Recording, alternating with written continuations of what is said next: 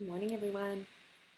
Hope you're doing well today. I am excited to get into this new session, this new section with you.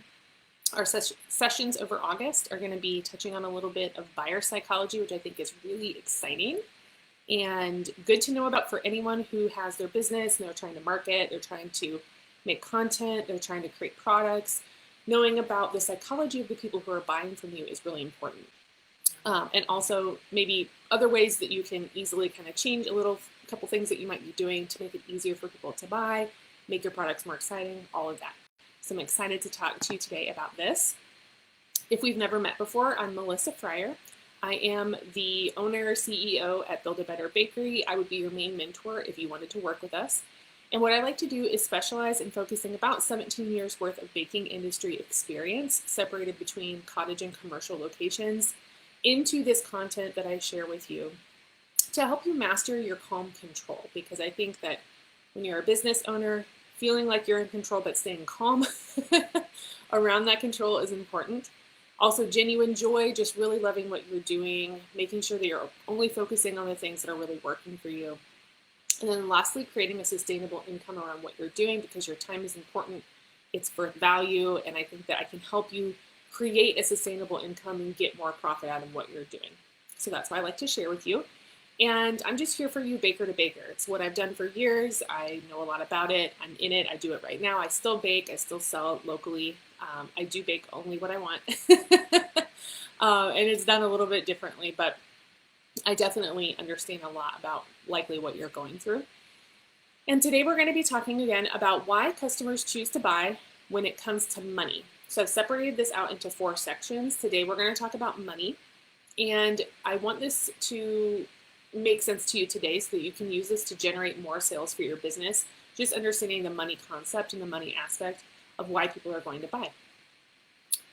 Okay, let me just double check. We're having issues. I'm having issues with seeing any comments coming in while the Facebook video is streaming. I don't know why. So if you have comments, go ahead and throw them in there. I can wrap back around and just type out an answer to you. So make sure you're specific with the comment. Ask your questions as we're going, and then I'll come right back around. And if I see them live, I'll answer them live. I was trying to fix it the other day, but I can't seem to figure out why it would be lagging. Okay, so go ahead and throw up your hashtag replay if you're viewing on the replay. And as I mentioned for September, for our Thursday sessions, we are going to be just talking about why customers buy, breaking it up into 4 sections, and it couples really nicely with our monthly workshop this month, all about buyer psychology to multiply sales. So I'm gonna give you kind of little tidbits, I guess, little tiny pieces throughout the month. But if you want everything and all the bonuses and everything that comes with it, that's happening on September 24th as a workshop. You can read more about it and register for your spot to get all the bonuses, all the content, the mentorship time at buildabetterbakerynow.com/workshops. Okay, now if you are here live, whenever you are, always throw up your hashtag live as well, because sometimes that gets the comments going. And then I just know that you've been here and we can talk more about that. It just makes me feel good too, to know that you're watching. If you want to stay in the know about the lives, you can check the events in the group. You can send Melissa Fryer a friend request, that's me, on the Facebook platform to get invites to these events as they're made in the group. You can hang out on the email list where you'll get direct replay links at a later date, or you can subscribe to our YouTube channel for replays on demand. I usually upload this pretty soon after it happens live here, and we may actually switch to YouTube because Facebook's been giving me so many problems recently. We might switch over there. So it's free to join. I would go over and get on that one too, just to make sure you have both in case this one gets, the live sessions don't happen here anymore. And that might happen soon. I do go live every Thursday at 9 a.m. Mountain Time right now in the Bakery Business School group to make sure you're getting your fresh content every week that's going to support your journey and just making sure that you're feeling some kind of support, because I know it can be kind of lonely to be a baker. So I like to be here for you once a week. Now let's hop right in with why customers buy when it comes to money. Now you might feel, just seeing if I can see comments, it's keeping it from me. You might feel that the concept of money and buying is simple. 1, 2, right? Like they go together. You have the money, you buy the thing. But when we're thinking about the psychology of buying, it's not really that simple. because there's a lot of other situations that are happening in your brain, other connections that are happening there outside of just, I have the money, I'm going to buy the thing. We have to remember that the concept of money is kind of a different concept than just money itself. So the concept of money is different than a dollar bill. In our brains, we treat it differently. In our lives, we treat it differently. So yes, you may make sales, especially small, quick sales, kind of like at markets, simply because people have money to spend. It's almost never just, I have money to spend, unless you're really wealthy and you're around a lot of really wealthy people. A lot of times they're making choices in between the spending.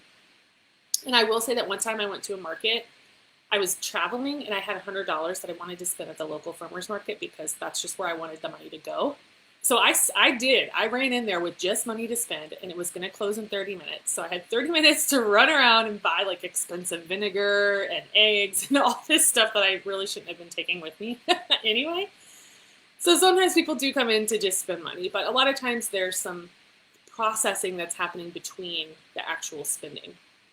And that's where the money concept comes into play. And it's something that your customers might not even have the money, hello credit cards. Like they might not even have the money to spend. They're going to put it on credit. So what's the concept for spending money? How can we get inside of there and use that to our advantage when we're talking about pricing, when we're talking about sales, that kind of thing? And also, there are 3 questions that you can use too to help you do this. So with money and making those buying choices, customers are often going to be wanting to know a few things, but asking themselves questions in their head. One might be, will it make me more money? I know that sounds weird, but I'll break that down for you. Will this purchase make me more money? Will this purchase save me more money? Will this purchase give me value for my money? Those are all kind of bouncing around. In these instances, you can answer their questions before they ever ask them by creating specific marketing around the sale to give them that information. So you can kind of think ahead of what they're going to do and answer the questions within the marketing. If you're answering the questions clearly and to their benefit, so if you're showing them how they're winning by making this purchase, they're much more likely to buy because you're answering the question, you're making them feel comfortable, they can tell that you understand them, and you're also showing them what the benefits are. So this first one's a little strange, but I have used it to my benefit before, so I want to spell it out. And this one is, will this purchase make me more money? This concept, it's going to be less common when you're just doing maybe like smaller custom orders, markets where it's like small one-to-one sales, things like that. But it's still something good to know because you might adventure into a different type of sales that's going to include this. So as an example, when I was selling dessert tables, larger cakes, things like that, what I would do, in sales, you often hear of creating an avatar, like a person that you're selling to. I would often include the executive as one of the avatars because those people might be interested in making money off of the purchase that they're getting from you. And that could become a sales target for you. So a sentence that I might use in some of my marketing around those products would be, quote, planning a big work event and need to impress, book a dessert table spread in less than 20 minutes with me and will help you become the talk of the evening. So I'm showing them it's simple, it's easy, it's impressive. If you spend your money with me, I could make you more money, right? Because this person literally might be hoping for a raise, or they might be hoping to make some connections to get a better job, or they might be interested in just showing off in front of their coworkers so they can possibly get, something at work, whatever it is. So that's a direct line to, will this make me more money? That's kind of like corporate orders, things like that. So if you work in that arena, definitely keep that in mind because that's often on people's minds. Number 2 is, will it save me money? This one can be quite a slippery slope. So I just want to lay out there that it does not necessarily, hey Jessica, she did #live and opened up the comments. Yay. Thank you for doing that. Hope you're doing well today. The save the money one is where it can be a slippery slope for us bakers because whenever I bring this up, I feel like a lot of the answers I get or the first thing people are saying is, okay, I'm going to discount. Will it save money? I'm going to literally save them money by discounting and showing them the discount. The difficulty is that's taking away from your own pay. So I wouldn't go there first because don't get me wrong, and you'll hear it from me in just a few minutes. There's ways you can use discounts to make it work for you, but it has to be pre-planned. It has to be calculated. There has to be a reason why you're doing it. Discounting it can't just be because I wanna. It can't just be because I need to make a sale. This is not gonna work long term. So that's not directly where we're gonna go when we answer the question, will it save me money? Because you can always add on top rather than taking away. So consider adding a bonus or an extra or a service instead of taking away pay from the base pay of the product that you're selling. What you add is up to you, right? They're not telling you what the bonuses are or what the additions are. So just make it work really well for you. Make it do other things. Could it generate more business later? Could it act as advertising? Things like that. The bonuses that you're adding, whatever's free to them, they're getting more than they're paying for. It doesn't mean it has to necessarily be a full loss for you. So if you can figure out a way to make it work, that's going to be good for everyone. And that's going to make them feel like they're saving money, even though they're spending the same amount because they're getting more. Also, depending on what you offer, how it's bundled, or other options in your area, you may be saving them actual money that can be verbalized in marketing. If you have a specific way of doing something that you're still profitable, but you can give them a lower number, people love that and they'll trust you because they know you're not in it just for every penny. You're actually calculating and you're creating a price. And if it just happens to be lower than someone else, then that's what it is, right? As an example of this, years ago, I once lived next to a larger area. So I was in a rural part of the area.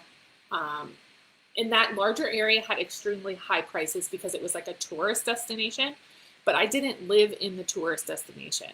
I lived about 30 minutes away. And because it was rural, I was taking advantage of a lot of things like lower rent, lower food costs. Everything that I was kind of using to create my pricing was just lower because I wasn't in that metropolitan area. So what I did is I changed that into my marketing to show brides that were getting married in this destination that they could get a lovely, delicious wedding cake for less because I wasn't charging these big city prices. All they needed to do was pick it up from me, drive 30 minutes to get it, or pay me to deliver, and I would take it to them. And it worked great for everyone because the pricing I could deliver to them still was profitable for me.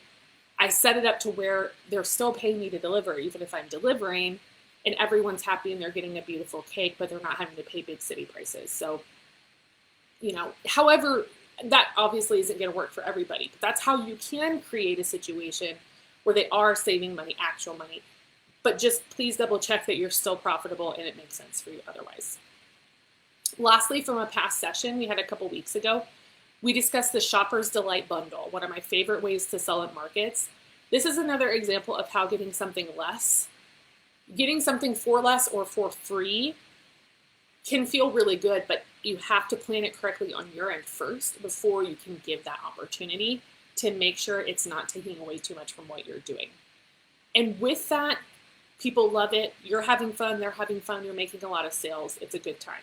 I think what I'm going to do is link that video for you so you can go watch it if you want to, because it's a good one. Okay, let me just double check. We have any? Okay, I'm not seeing any other comments, but if there are, I will swing back around later. Number 3 is, will this purchase get them value for their money? Without verbalizing it, value is often in the forefront of our minds when we think about a purchase. What's the value? What's the payout? What am I getting out of this purchase? Sometimes outside of the actual item. This value can come in many forms, and sometimes it's monetary value. So, how is the money making something else happen? We are going to cover some value topics throughout this month, each week. Usually each of these is going to kind of touch on that, so we'll talk more about this topic. But when we're thinking of monetary value, we're thinking of, do we feel that what we're spending is worth it? What's the worth it? What's that part? Many bakers tend to, again, slippery slope, take that money that they're charging and lower the price, thinking that if I just take money out of my own pocket, they're going to see the value. But those two things really aren't the same to a customer. They don't understand how much you work. They don't understand how much you make. So taking money off of it sometimes makes them feel like it's less valuable because they feel like, oh, if you're going to deduct price from this, then you must be really overcharging me. Or if you're going to deduct price from this, it must not be worth what you originally said. And sometimes that can hurt the trust factor too. So I want you to just be really careful about giving a lot of discounts on your products in that way. On a tangible product that you made, that's a really hard thing to discount. So be careful there. And that doesn't always show value. So just know that you're kind of working against yourself a little bit. But what I would suggest instead is creating wording and marketing around the full priced valued item. Leave it the way it is. And then showing them, even if you're going to pay full price for this, because we're not talking about changing the price, what is the value that's going to come out of this? And this is pretty fun to do. And if you've been baking for a while, you probably have some very specific examples for this. If not, you might need to come up with something or think about it a little bit. But the topic of this session is not avatars. But if you have an avatar or you're think about your demographic. Who are you selling to? What's like the basic person or group of people that are buying from you? What I like to do is lean in on painting an image for them with words of what life will be like after they buy. So the value of it, what's going to happen after you do this, without mentioning price or talking about price at all. The value, as an example, the value of a stress-free, memorable first birthday to help celebrate both baby and parents after growing together for the last year. That's a whole thing. That's a whole vibe.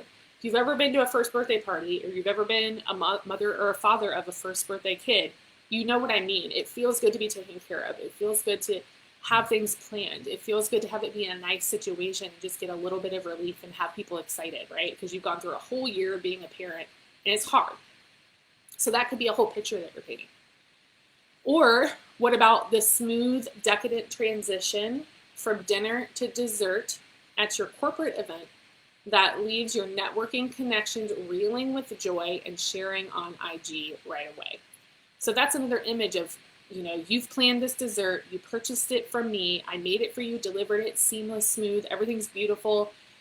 Everyone's taking the first bite, they're screaming in joy, they love it, they're sharing images, they're enjoying their evening, right? So it's just painting a picture of like a scenario of what you would think would happen or what you want for them after purchasing. Or maybe the feeling of relief knowing that your potluck attendees won't have to suffer through another burnt batch of cookies this week. You host a lot, you're not good at baking, you need some help, you value the fact that you don't have to do it and someone else is going to do it. So sometimes the value is trading money for something they can't or won't do on their own. Show them that you can help them do those things because they're not going to do it or they don't want to do it. Or maybe they just don't want to. Maybe they can and they don't want to. The last example is, hey moms, take a break this week and let me stock your counter with fresh treats that leave smiles on faces without ever having to turn on the oven. It's just a little treat for her, right? Or for him, whoever's making stuff at home. It gives them an opportunity to take a break, and the value in that is relief from that task. These scenarios can be super fun to create. I just literally came up with them as I was typing this out. I'm sure you can come up with some probably better than mine. And it just shows value that a customer would find from your product. So imagine being a person buying something even at full price. How do you feel after it works out? How do you feel after you're like, man, that was a great purchase. Like, I'm going to do that again, or I would recommend them. Think about how you're feeling when you feel that way in your normal life and see how that can help you create marketing around what you're doing. And remember that on top of painting that picture, you will still need to provide quality, reliable products, which I know you would anyway, and seamless customer service, which is really important and I think usually gets less attention than the quality of the products, because we need to help them spend that higher dollar amount to get your profits up and get your sales up, and then they can experience the value. So if there's anything happening that they don't feel good about at the beginning, like the transaction, your communication, the type of product, the packaging, if anything like that is kind of off, it's going to be more difficult for them to experience that monetary value or the value of the purchase afterwards. So just making sure that front end is really tight and easy for them to use, then they can experience the greatness at the end of it. Okay, let me double check. Not seeing any questions. To recap, The concept of money as it relates to why customers buy can be broken into questions. Can it make them more money? Not as common, but is still applicable. Can it help them save money? Outside of discounting, I would suggest in a different way. Can it help them save money in one way or another? Can it be more convenient for them? That kind of thing. And then lastly, can it bring them specific value? This is going to be directly tied to your audience, what they're doing and how they're interacting with you and how they're using your product. So that's going to be a very specific one for you.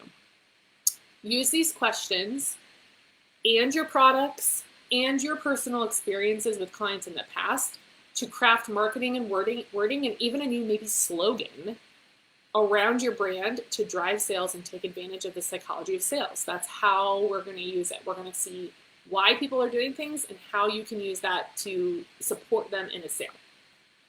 If you liked hearing this small bit about psychology to grow your sales, there's this tiny little droplet. Make sure to grab your spot in the upcoming workshop that I mentioned, which is covering so many more psychological topics as it relates to pricing sales specifically. You'll leave the workshop after about 60 minutes with me, and you're going to have a laundry list of tactics and strategies that you can implement right away. So I'm going to describe it to you, and then you can go in and start using it right away. Something as small as changing the size and color of your price on a product can affect purchases. Like, we can really break this down. It can be super easy. It does not mean you have to make new products or really anything like that. It's mostly how can we use the psychology of what we're already doing and shifting it so that it creates better sales. The workshop is only $20 this month. It includes the live content that you're going to get. You can also receive on replay if you can't make the time that's listed. You're going to get some private mentorship time so we can discuss your pricing, or I would prefer it be a workshop topic, but if it's something else, you can still use the time for something else if you want to talk about that. And you're also getting a discounted pricing for Profit Course access code. There's a reason for that. There's a reason. It's because it couples to support you with the workshop and what we're doing later in the year. So I want you to have that content and have your pricing set up so you can head into the holiday season and make profit instead of losing money. I want you to feel really good about everything you're doing over the holidays. So that's why we're focusing on that now. And we always have a love it or your money back guarantee with our workshops. So I'm here to make sure that you're impressed and that you're happy with what you're experiencing with us. Okay, I hope this is all helpful for today. Didn't see any questions come in, so we're all good. I'll swing back around if there are. That's it for why customers buy concerning money. Again, it's broken into 4 sections. We'll be back next week to discuss time. So money and time and how it relates to why people are going to buy from you. You can check the events and mark yourself as going to get reminders in the group if you want to do that, or just set your alarm for 9 a.m. next week on Thursday, and I'll see you here. Okay? Hope you all have the best day, and I'll talk soon.